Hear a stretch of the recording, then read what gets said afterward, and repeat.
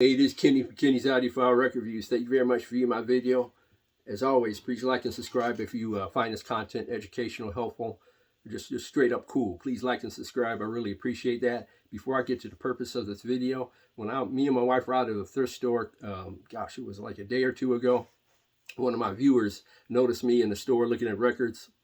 Probably the second time I've seen this viewer. We had a nice conversation about many things. Cool guy, so I told him I mentioned him in my video. He goes by the name Mr. Uncool. So Mr. Uncool, thank you very much for viewing my video. It's cool talking with you.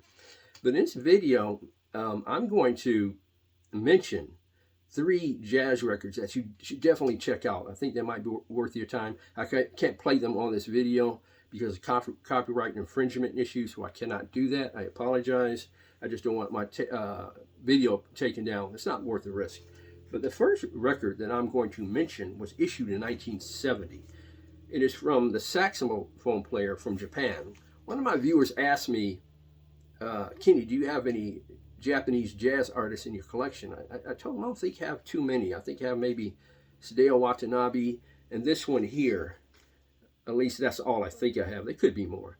And I'll show you the cover of the record. And it's from jazz saxophone player out of Japan. I'm a butcher's name, I apologize. Kosuke Mine. I'm probably mispronouncing his name, and I apologize. Kosuke Mine. The name of the album is First. It features a great jazz group. I'll show you the musicians in the group. This is the gatefold. In this version of the record, I believe I purchased it on Acoustic Sounds a couple of years ago, I believe. This was originally released in 1970. Used copies on Discogs go between, I think, $200 and $500. And I think on Analog Production, Acoustic Sounds, I should say, it cost, I think, $40, somewhere in that range. I'll show you the label on this reissue that was issued a couple of years ago, as of the posting date of this video. I think it was issued 2-3 years ago, somewhere 4 years ago even. But this is and I'll show you the other musicians' names on the back of this record because I don't want to butcher the names, so I will just show them to you. But this is an exceptionally great contemporary, kind of like progressive jazz record for that time, for 1970, the way Kosuke Mine is blowing on that saxophone, the way the musicians really integrate and play together. It's really spectacularly great, in my opinion. The song you want to concentrate on first, in my opinion, and this is available on YouTube, so you can check it out. Straight No Chaser, the great Thelonious Monk composition. They really do a fantastic job of representing that fabulous jazz song by the great Thelonious Monk exceptionally well. But the playing on this record, just a straight ahead jazz style of this particular group, is really great, and it was a joy to listen to. If I recall, the drummer was in the left speaker. It was very clear and dimensional. The saxophone player, Kosuke Mine, was in the center of the soundstage along with the bass player, and the keyboard player was around the left speaker. But the sound, like I said, for this record for this time is really good. I do have some reservations though, and they are as follows. The bass was not as clear and dimensional as I would like it to hear on this type of recording. It was somewhat, I'm not going to say muffled, but the bass could have been a lot more clear and dimensional, in my opinion. I think the bass solos were slightly more dimensional and clear, but when they were playing as a band, the bass was somewhat recessed. It's almost like, in some degree, it wasn't like, you can hear it, but it wasn't part of the band the way I would like it to be in terms of clarity, in terms of just overall dimension. I like to hear that bass, and you don't hear it really good on this record for the most part. It could be a little bit more clear. And to a lesser degree, same thing for the keyboard on the left speaker. It could have been more dimensional and clear. Those are my only reservations with this record. Otherwise, the performance, I think, is quite good, very good. If I were to rate the sound, because of the bass issue and the keyboard issue, I'd probably give the sound, I'll be generous and give it an 8, and the performance probably an 8.5, because it's a really nice straight ahead jazz album from 1970 that was reissued, I don't know, 3-4 years ago. And like I said, I think this is available on Acoustic Sound for $40. And if I didn't mention, this is a 2 LP 45 RPM record. That's very important. This is a 2 LP 45 RPM record. If I failed to mention that, and apologize if I didn't.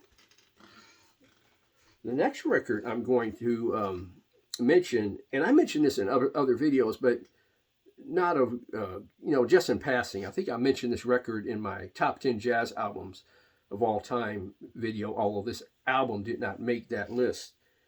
And the name of the album, and I mentioned this before in other videos, I'm just mentioning it because I have more people, subscribers to my video, so I thought I'd mention this again. It's McCoy Tyner, Inner Voices. This album was originally released in 1977. As you can see, there's a lot of ring wear on this cover, because I bought this when I was, I think, in the 10th or 11th grade. Depending on the time of year this record came out, I was in the 10th or 11th grade.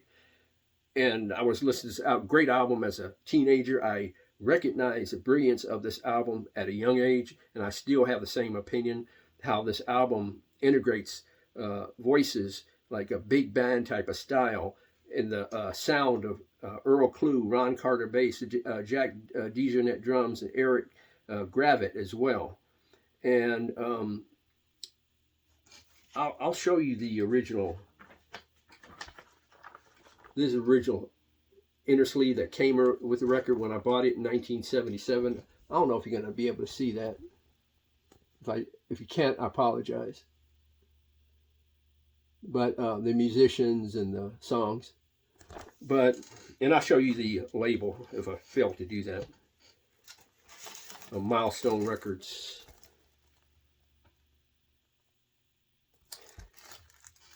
But this sound really beautifully integrates the voices, and the band, and McCoy Tyner's awesome piano playing on this record. It says here, composed and arranged by McCoy Tyner. Exceptionally great job by McCoy Tyner. And there's a song on here called For Tomorrow. Just a beautiful voice and jazz composition where it integrates the voices and the band together. And the concept of this record was just a spectacularly great idea by McCoy Tyner, in my opinion. And it's really different from your typical jazz album. You know, the integration of a voice, the sound of a big band. And it's really an exceptionally great listen. And on side 2, you have songs Opus and Festival and Bahia. Those are also great songs you want to listen to. But I would concentrate on, I think, For Tomorrow is a great jazz song with voices. Uptown, if I recall, did not have any voices in it, but it's a great jazz piece nonetheless, with the band just jamming, and great solo by McCoy Tyner. If I were to judge this album, I'd give the performance a 9, and the sound maybe like an 8. I have no major reservations with the sound, but it's not like a one-step audiophile record, but it's quite good. So the performance a 9, the sound an 8. Check it out on YouTube, McCoy Tyner, Inner Voices, and see if you like it. You might actually like it. I think it's a great piece of musical art, a great piece of jazz performance, and a great visionary project by the great McCoy Tyner at that time. I really enjoyed that in high school, and I still enjoy it now. My last one is going to be a very short recommendation. It's a jazz singer that really doesn't get the props she deserves.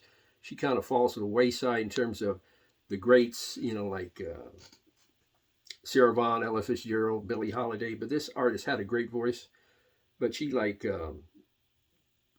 just fell through the wayside in terms of attention. Her name is Toni Harper, and the name of the album is Lady Lonely. And when I listened to this album, I wasn't going to talk about it on video, but I said I have to because her voice is amazing. I think this is a mono record, by the way. I'll show you the label. And for a mono record, this is a great example of a mono record, in my opinion.